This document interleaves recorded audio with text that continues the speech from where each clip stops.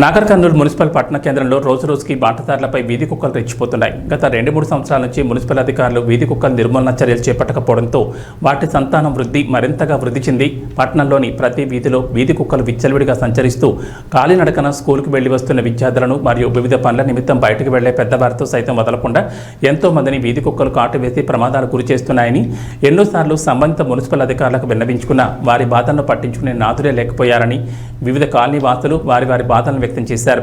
ఇప్పటికైనా జిల్లా కలెక్టర్ స్పందించి నాగర్ కర్నూలు మున్సిపల్ పరిధిలోని వీధి కుక్కలను నిర్మూలించి వాటి నుంచి తమ పిల్లల్ని రక్షించండి అని ప్రజలు వేడుకుంటున్నారు.